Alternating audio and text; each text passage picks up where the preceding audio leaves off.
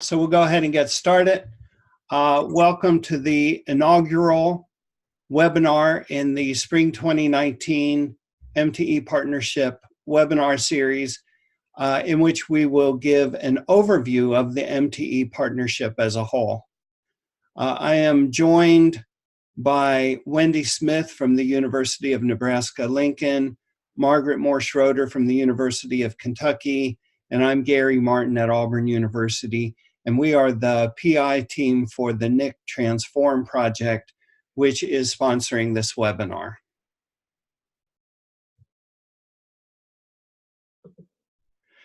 So I think everyone is muted. And here are some directions that you can follow if you wish. If you want to add a comment, you can use the chat window and either send a comment to everyone if it's a question comment, or if there's a technical problem, send it to the host. So we'll be watching in case there are any issues. So the goals of this session are to provide an overview of the MTE partnership, for you to learn more about the design of the partnership as a networked improvement community, or NIC. We will also provide a preview of the other research action clusters and working groups that will be discussed in upcoming webinars, and then also to promote your involvement in the MTE partnership. So why the MTE partnership? This is a diagram that Suzanne Wilson showed at a meeting of the Science and Mathematics Teacher Imperative, which was organized by the Association of Public and Land-Grant Universities back in 2011. And this was right after the Common Core came out. And her basic argument was that teacher education is a big part of improvement in mathematics education overall, and in being able to prepare teachers to effectively teach the Common Core. So this is the downward cycle as she described it. So we can start at the top. Actually, a cycle you can start anywhere, but we'll start at the top. And many K-12 students aren't learning challenging mathematics. At that point, the focus was really on the Common Core, and in particular, the standards for mathematical practice. Those students then enter college. They're not really well prepared to enter math-intensive careers, and many of the best prepared don't choose to go into teaching. The mathematics preparation that prospective secondary teachers receive aren't really well aligned with the mathematics that they'll be teaching. A lot of it is more upper level abstract. It really doesn't get into the nuts and bolts of the mathematical knowledge for teaching. Following along the cycle, they then, many times, these are kind of stated as absolutes, but of course aren't quite absolute. These same teachers go out into classrooms where they're mentored by teachers who themselves are not well prepared. They then graduate, go out into the real world where they are left to their own devices to try to figure out the things that they don't know, resulting in many excellent math teachers leaving the field. And now we're back up to the top of the cycle with many K-12 students not really learning the challenging mathematics we would like. So this was the backdrop for the formation of the Mathematics Teacher Education Partnership in 2012. As mentioned, it was organized by the Association of Public and Land-Grant Universities. We include 40 partnership teams. Each team includes an APLU institution as the lead, at least one K-12 district, and at least one other organization that has some stake in secondary mathematics teacher preparation. So this kind of shows the name, the Math Teacher Education Partnership. partnership being key, we really want teams to include involvement of not just mathematics teacher educators, but also mathematicians and K-12 educators. We need everyone involved. So that's kind of the backdrop, and now we'll move into some of the design. So all of our work is focused and uses improvement science, and we use networked improvement communities from the Carnegie Center to help align all of our work. And so there's 4 overall ideas, overarching network improvement communities, and how they function and how they can work to bring things together. And we're going to go through in more detail what each one of those 4 things do within the MTE partnership. So the first one is we are all focused on a common aim. And in the MTE partnership, we have 2 aims, one of which is producing teacher candidates who meet a gold standard.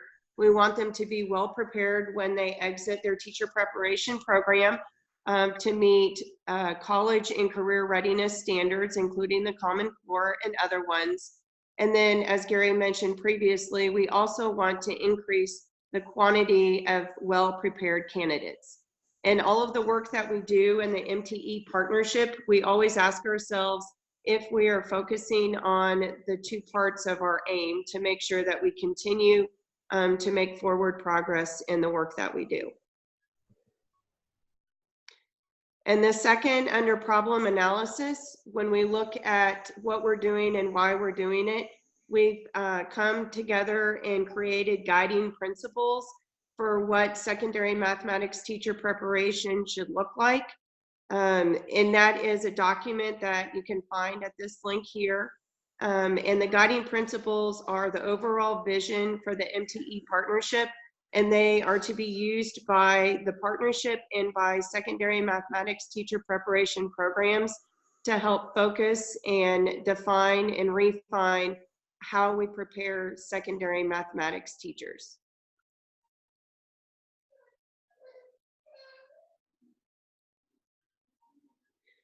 And then in looking at the work that we do, we want to take a deeper look. And so we've created driver diagrams.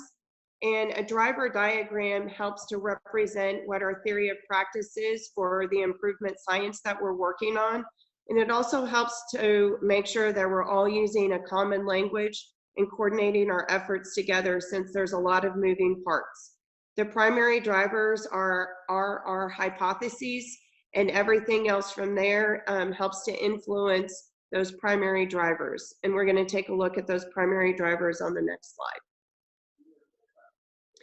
So again, on the left, you can see the 2 aims that we have as an MTE partnership, the gold standard, and then the increasing the quantity of high quality teachers. And then in the middle, you can see our primary drivers, the creating a vision, focus on clinical preparation, content knowledge of our candidates, and then also recruitment and retention of our candidates, not just into the secondary mathematics teacher education programs, but also when they exit our programs. And then our work, we take a deep analysis through those primary drivers, and we have formed our work into research action clusters. And these research action clusters were grassroots efforts from the MTE partnership to address the primary drivers. And they have been fluid and changed along the way. But these research action clusters that we have now feel like that they best answer, are beginning to answer and drive the work for the primary drivers, which help to meet our overall aim of the partnership. So we have several research action clusters focusing on clinical experiences of our teacher candidates, active learning in mathematics, focusing on the mathematics courses side of secondary mathematics teacher preparation, module squared, which is mathematics of doing, understanding, learning, and educating for secondary schools. So focusing on the particular content knowledge and pedagogical content knowledge needed. Program recruitment and retention, again, focusing on recruiting into our programs and retaining our students in our programs. And then strides, the secondary teacher retention induction in diverse educational settings, focusing on early career induction and retention. And then for the third part of networked improvement communities, improvement science, again, we look at those research action clusters and how they're organized. We use them as a problem of practice, and we use evidence to help guide our solutions.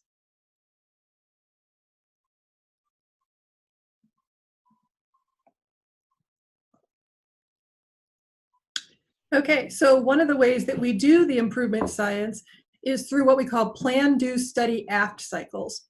So this is an iterative cycle where you prototype, test something, and refine it. And this is all done on a short cycle. So for people who are used to education research and longitudinal studies, certainly this is something you do over time, but the iterative idea is that it's a much shorter cycle, such as a few weeks, maybe up to 6 weeks or so, where you are basing on your driver diagram, you're looking at what's a change strategy to try. So you plan it out, you actually do the change strategy, you've made a plan for how you're going to study it, so you collect some kind of data to decide what happened, and then you take a further action. If it seemed like it's moving you in the right direction, you maybe keep doing it or refine it a little bit. If it didn't seem to be promising, then you stop and you work on a different change strategy.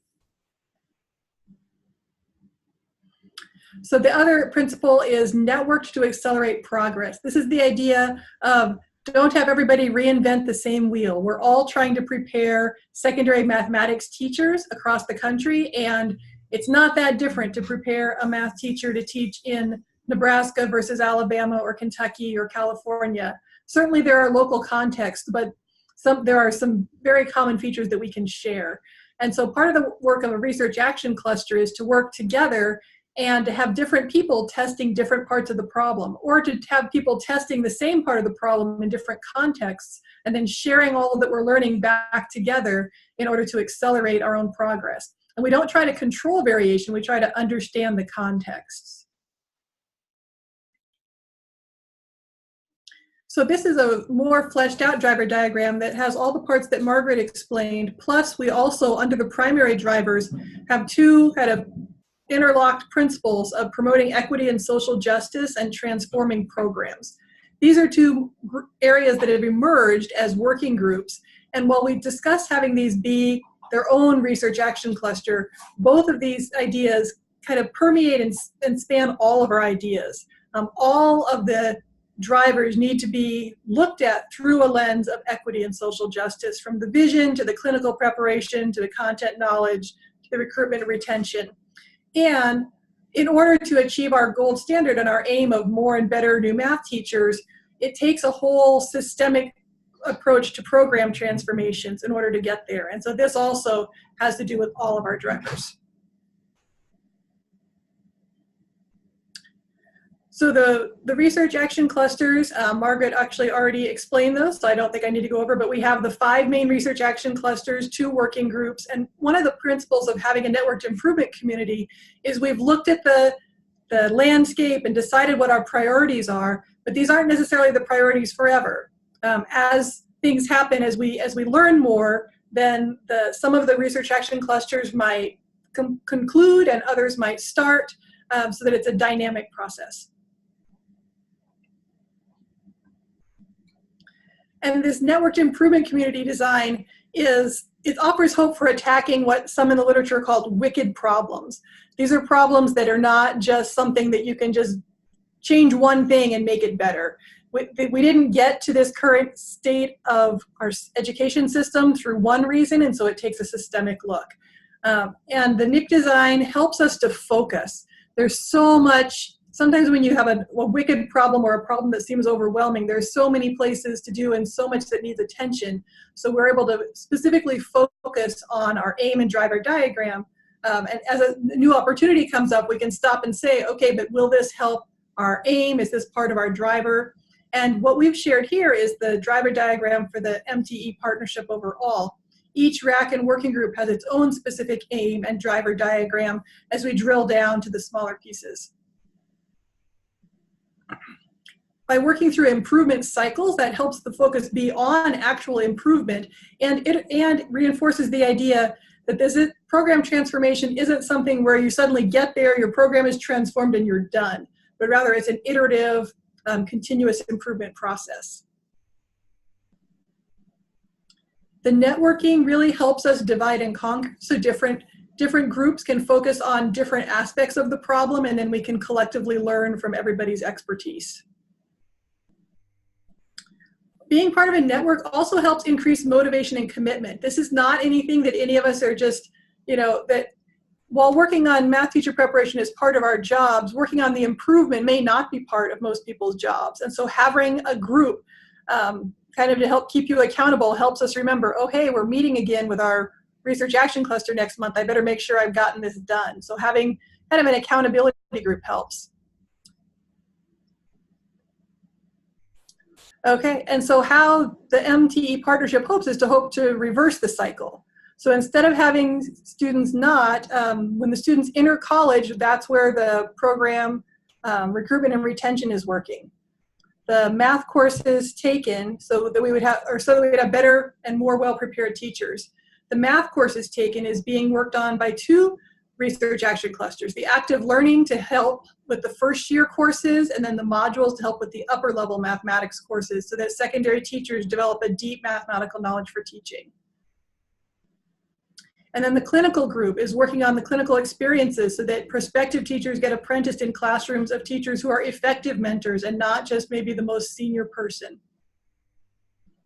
The strides group focused on induction is trying to provide teachers that support they begin their careers, especially in those first 3 years when we know we lose so many teachers. So overall, our idea and our hypothesis is that all of these research action clusters together, taken with our focus on equity and program transformation, will lead to fewer talented math teachers leaving the field, and then more K-12 students who are learning challenging mathematics, which then feeds into the cycle in a positive way, that they're better prepared as they get into college and on through the cycle. So at this point, we'll pause for any questions. We can probably at this point either unmute people if you have a question or type it in a chat box.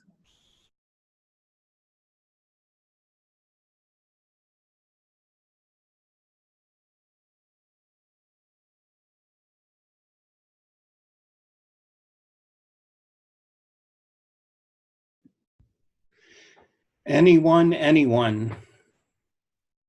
I think this was an exceedingly clear presentation that really will not require any questions. One thing that I thought about is in the previous slide, it almost feels like in the middle, this is where the equity should be somehow depicted in the middle of the cycle, and maybe somehow program transformation should get, that's sort of like the whole cycle together is the transformations focus. The transformation is the arrows. Yeah, right. Yeah. So I'm now thinking maybe there's another way to represent this.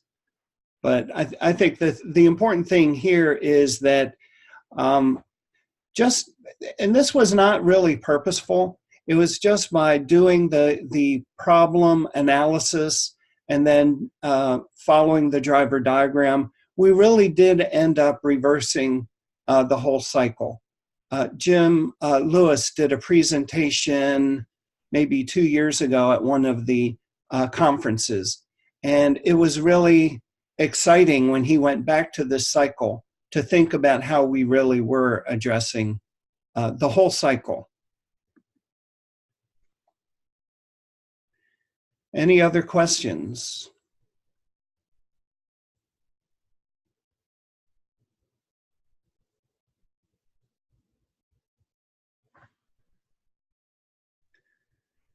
Hearing none, I'll move on to a couple quick announcements. Just a reminder that this is the first in a series of 8 webinars. over the coming weeks. You can go to the Open Canvas website to get the entire schedule. On Open Canvas, if you're a member of the MTEP Open Canvas site, you can also subscribe to the calendar that will automatically add MTEP events to your calendar, including the webinars and the MTEP conference, which is forthcoming. If you're not a member of the Open Canvas site, we encourage you to join. The annual conference, this is the 8th annual conference, which seems truly remarkable. Some of us have been there for all 8, and it's amazing how far we have come back from the very first conference that focused on the guiding principles. One thing we should have mentioned too with the guiding principles is that there's a close correlation between those guiding principles and the AMTE standards. In any case, the 8th conference will be held June 23 to 25 in St. Louis, Missouri. You can find more information about the conference at the web address given. This conference is intended mainly for people who are already engaged in the partnership or who are a part of an institution that's engaged in the partnership. This is a working conference. This is not just a go and sit and be talked at. The research action clusters and working groups are hard at work throughout the whole conference. If you're involved in MTE Partnership or at an institution engaged with the partnership, there is also travel support available.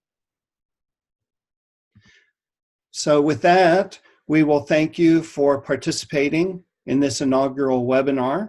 We'll see how the rest of the series goes. And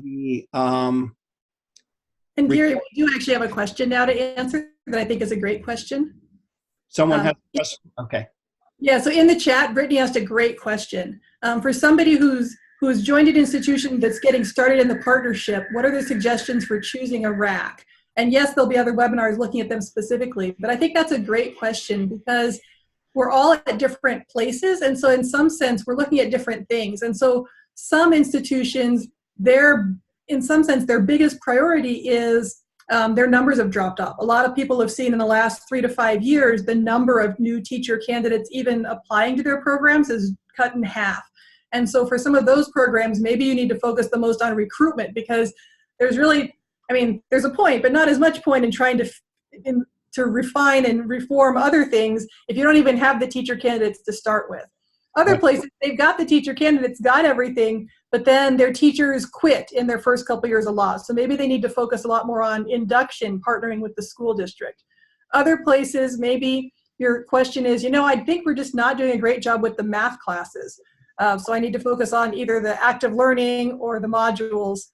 And others think, I wish we could fix or do something to improve our clinical preparation because something like in my situation, to be a mentor teacher, basically it's based on seniority and there's not a lot of professional development for helping people and thinking if we had, improved that process. And so I would say it's a real kind of thinking about your own priorities and where your program's greatest needs are. That is a good way to think about where to start. I would add to that in the beginning, I think we had more of an emphasis. Oh, now the chat comes up. Okay, I think we had more of an emphasis of making team decisions about what RACs to participate in. And I think that might be the other thing to think about is to consult with some other people on the teams and just kind of get an idea of what are they interested in, what do people see as the priorities being, and maybe even is there someone else at your institution or at a partner school who would be interested in working with you in some area. Because, you know, there's always strength in numbers. If you're at a university and there's a teacher who has a particular interest that matches yours, I think that's even better. But I agree completely with Wendy. It's very much a function of what your particular institutional needs are, as well as your own personal interests, because it has to fit into the work that we're doing. Very good question.